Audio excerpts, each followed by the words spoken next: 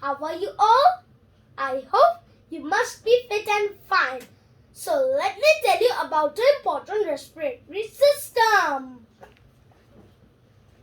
This model is showing us how our lungs work.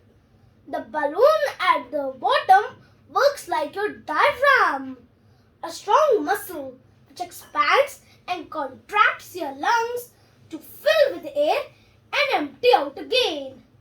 The movement of the balloon matches your breathing.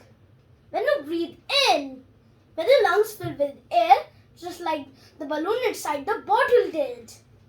That's because the diaphragm expanded, making room for the air inside our lungs. When you breathe out, the diaphragm contracts, pushing the air out of your lungs. So now I hope that you have learned about our respiratory system and see how I made my model using the waste material.